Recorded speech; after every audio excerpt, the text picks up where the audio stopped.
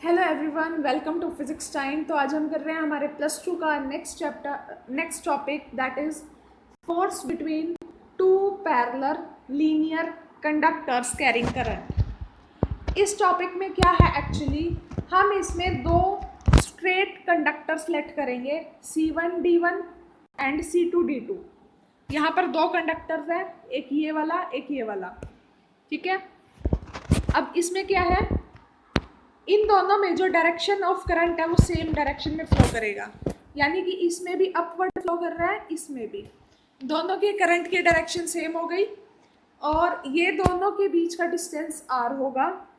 अब क्या होगा, दोनों ही कंडक्टर्स हैं, दोनों में ही करंट पास हो रहा है, दैट मीन्स दोनों में ही क्या प्रोड्यूस होगा, मैग्नेटिक फील्ड।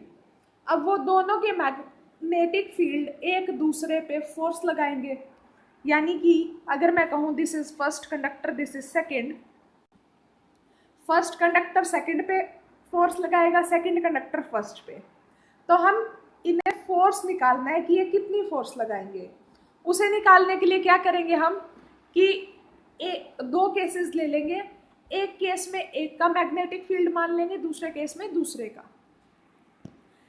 अब हम फर्स्ट केस ले रहे हैं, यहाँ पर डायग्राम बनाना देख लो, अगर डायग्राम बनाना आ गया तो सब आ जाएगा।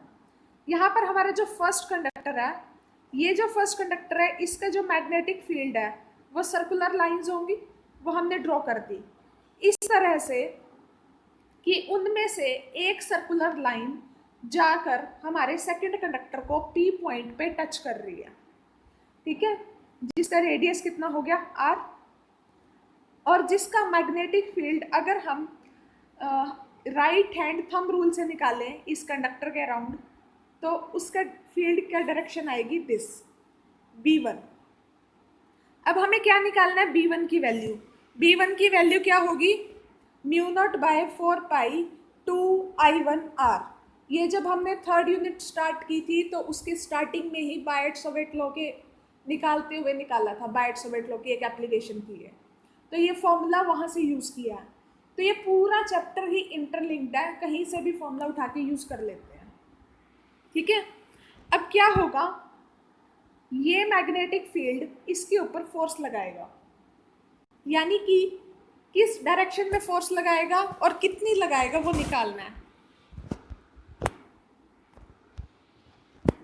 तो जो C2D2 पे फोर्स लगेगी उसका फॉर्मूला क्या था, हमने इसी के पिछले टॉपिक में पढ़ा था, F = BI/L, ये फॉर्मूला था। तो हम क्या करेंगे, यूनिट लेंथ पे निकाल लेंगे, क्योंकि ये कंडक्टर्स बहुत बड़े बड़े हैं। तो यूनिट लेंथ पे कितनी फोर्स लगेगी, BI/L।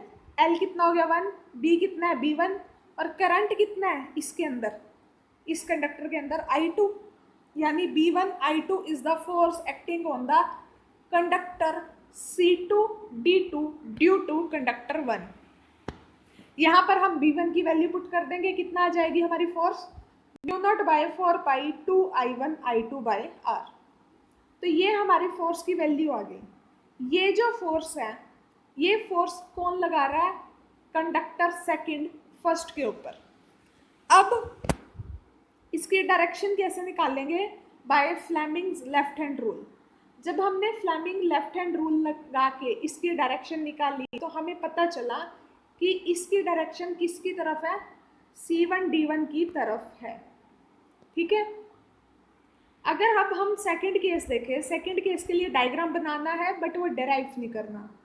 इसमें क्या होगा, सेकंड कंडक्टर में यहाँ करंट फ्लो, मैग्नेटिक फील्ड है, उसकी वजह से इस कंडक्टर के ऊपर जो मैग्नेटिक फील्ड की डायरेक्शन है वो ये है, और फोर्स लग रही है इन दिस डायरेक्शन, यानी कि अंदर की तरफ।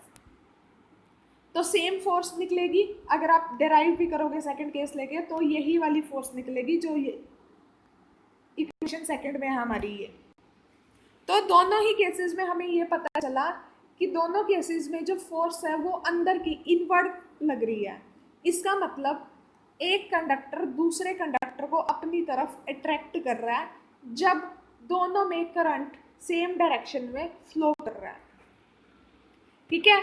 लेकिन अगर करंट दोनों में अपोजिट डायरेक्शन में हो, सपोज इसमें करंट इधर है और इसमें करंट इधर है, तब क्या करेंगे, ये एक दूसरे को दोनों रिपेल कर देंगे।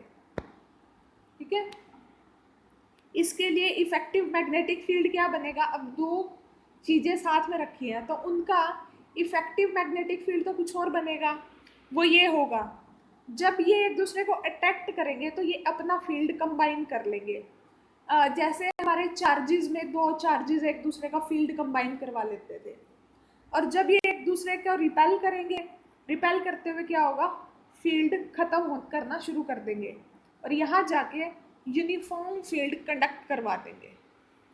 नाउ अब जो ये इक्वेशन थी हमारी, इसी से हम 1 एम्पियर की डेफिनेशन निकाल सकते हैं, और पेपर में ये वाला टॉपिक 5 मार्क्स में पूछा जाता है।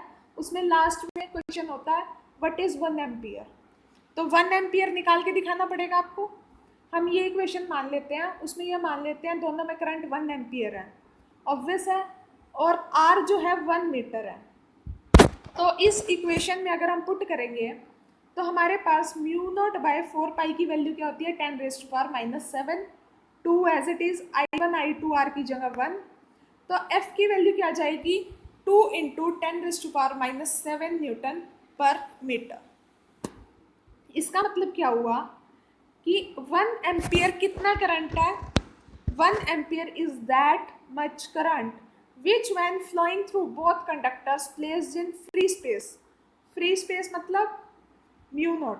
अब हर वर्ड की यहाँ पर वैल्यू है डेफिनेशन में, at a distance of 1 metre will attract और रिपेल ईच अदर, यानी कि दो कंडक्टर्स अगर फ्री स्पेस में रखे हैं जो या तो 1 मीटर के डिस्टेंस पे है, जो एक दूसरे को या तो अट्रैक्ट कर रहे हैं या रिपेल कर रहे हैं by a force of 2 × 10⁻⁷ newton पर मीटर ऑफ लेंथ, कि 1 मीटर में इतनी फोर्स लगाकर, तब हम करंट को क्या बोलेंगे, 1 एम्पियर।